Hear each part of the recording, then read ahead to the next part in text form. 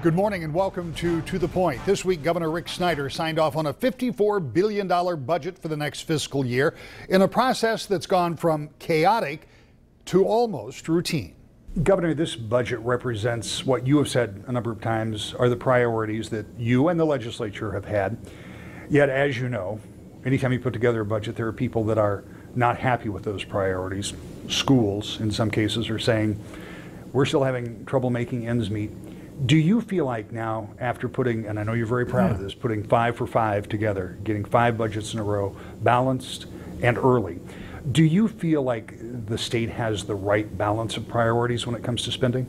Well, I think we have the right balance, given the resources we have, Rick, and that's part of it. You always have to recognize that you have limited resources, and how do you prioritize that? And I'm proud. The education one's a great illustration.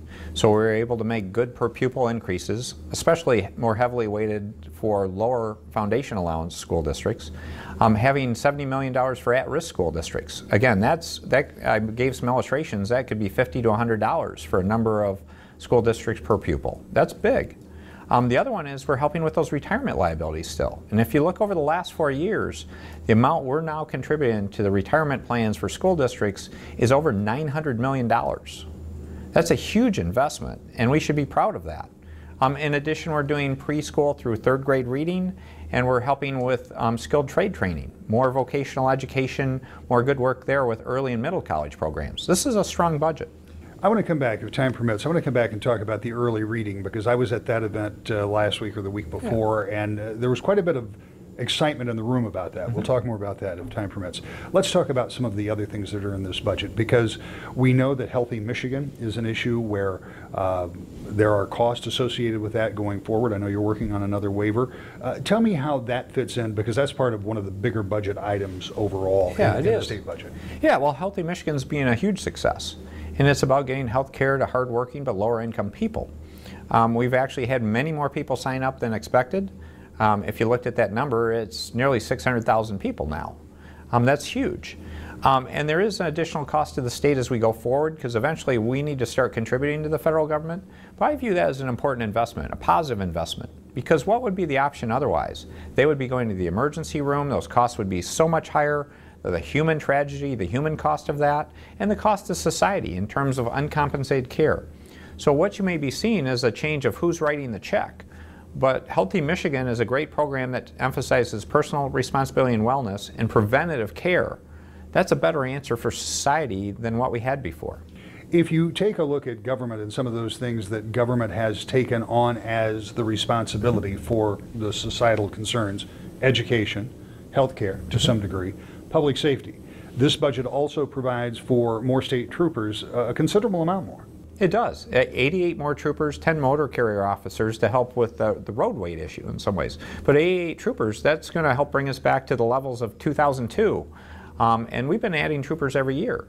And we needed to. And they're making a big difference all across Michigan, but in particular, some of our higher crime communities where we've seen 10 and 20% drops in violent crime in Flint, Pontiac, Detroit, Saginaw, places like that, that were among the highest in the country. And isn't that a responsible answer for government to do? One of the areas that is getting more money, and it's something that we now have talked about, I'm thinking it's closer to 3 years that we've been talking about roads. You pointed out today, and I thought it was interesting because when you said it, I've talked to every governor that I have ever covered about what are we going to do about Michigan roads, and that goes well back into the 90s. It's not a new problem, and it's not one that's fixed. But in this budget, $400+ million going into the budget additionally, above the 3.5 or whatever it is, billion.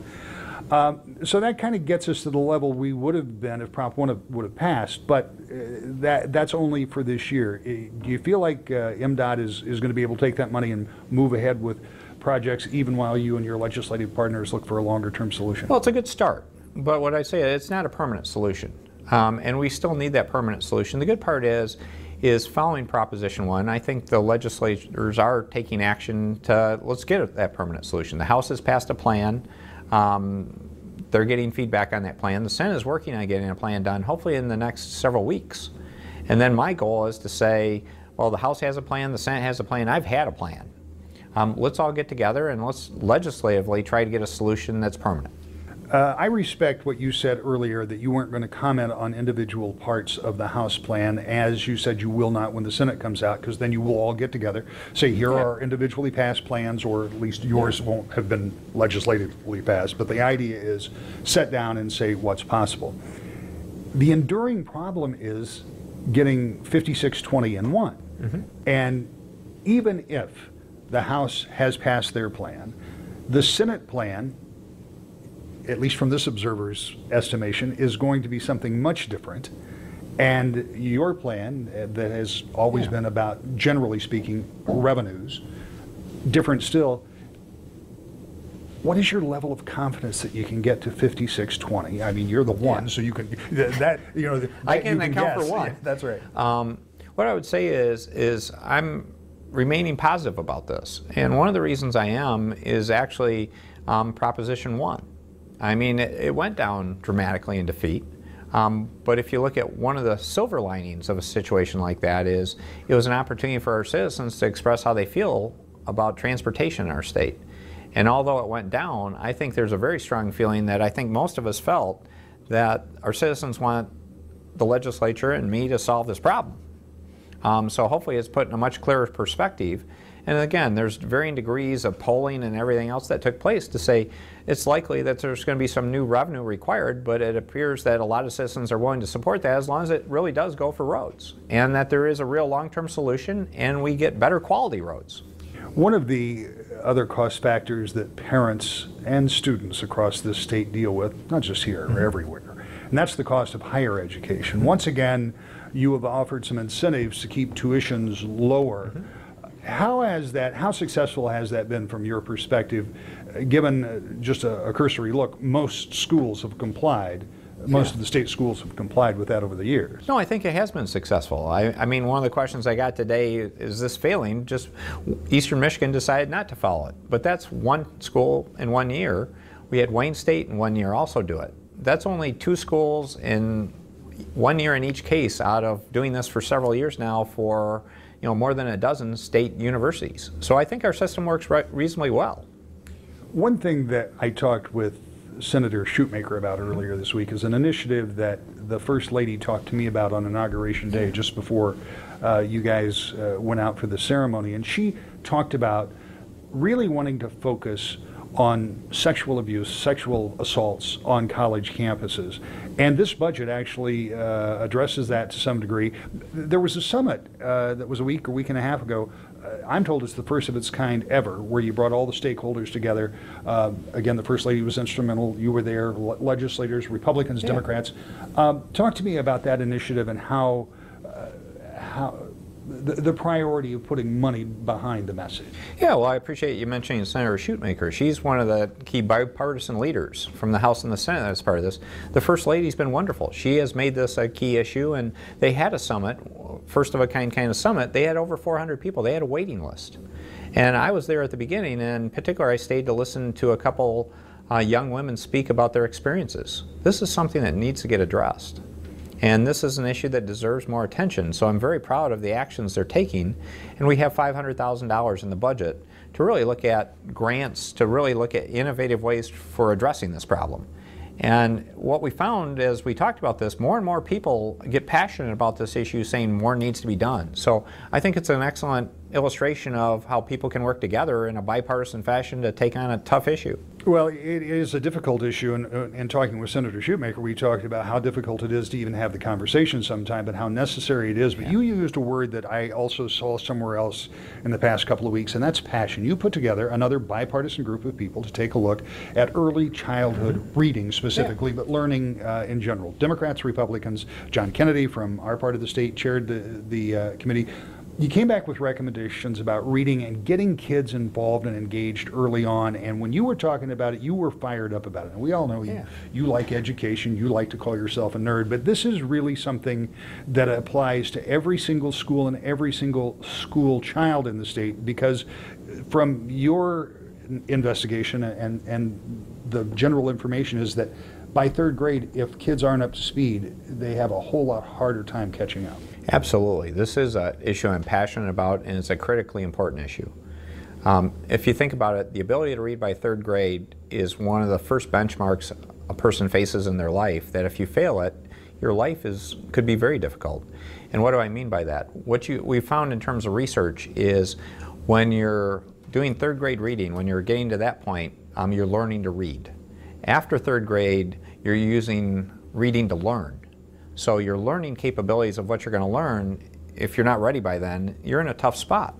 So we need to do very well at this. And the great part is this budget strongly supports that. And I need to thank John Kennedy in particular. He was a great chair, but it was a bipartisan work group.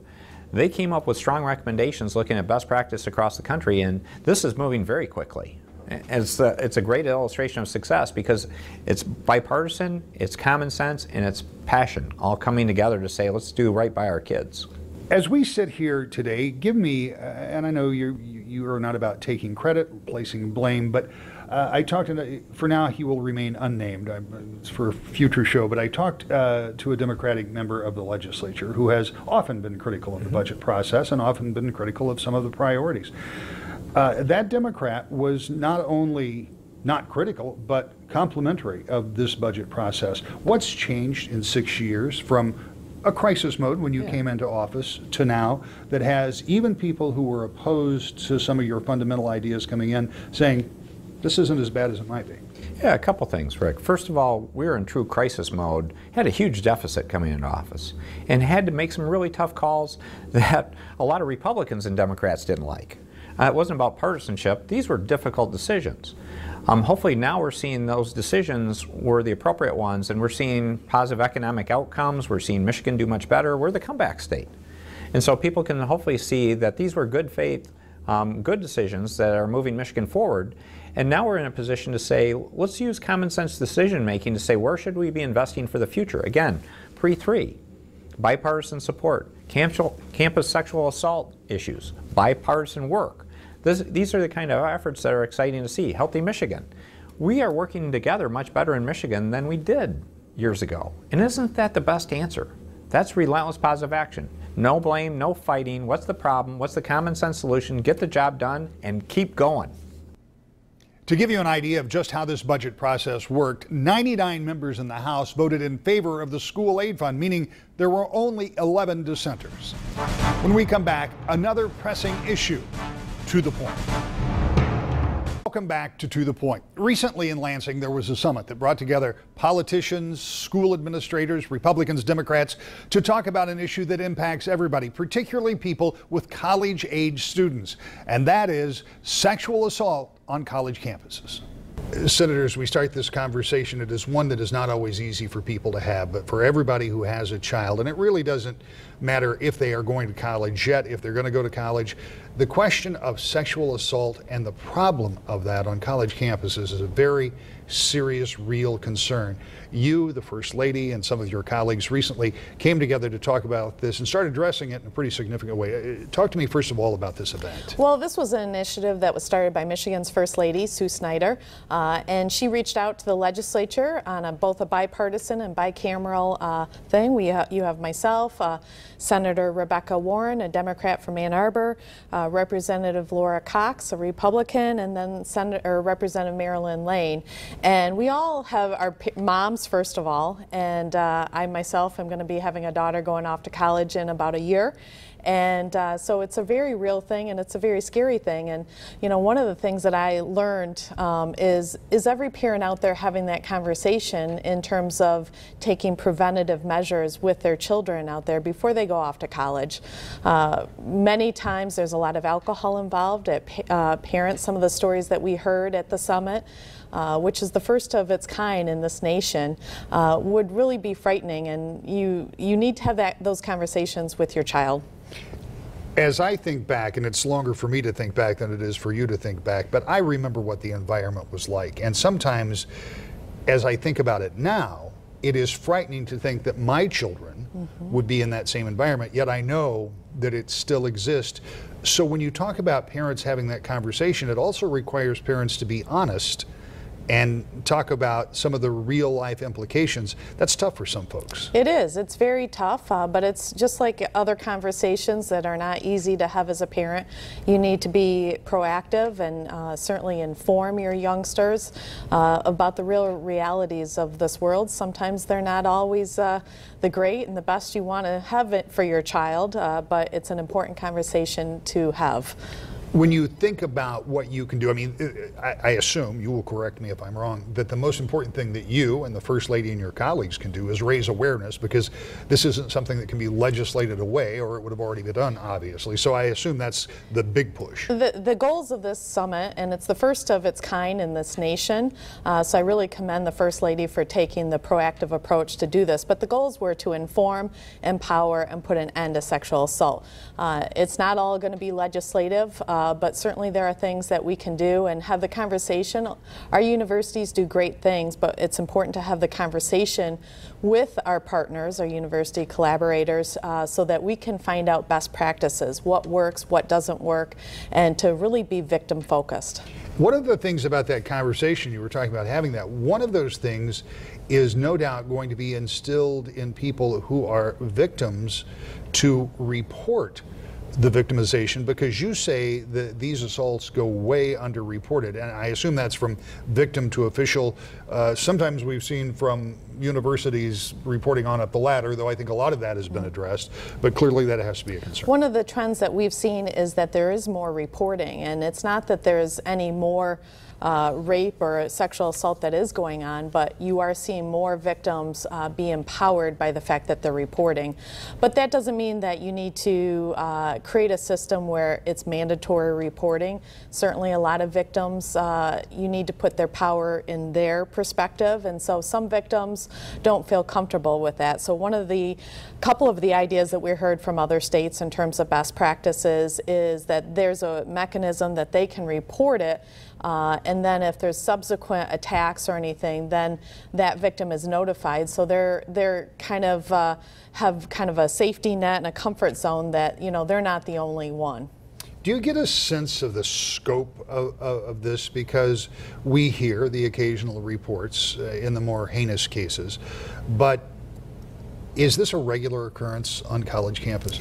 I believe so, anecdotally.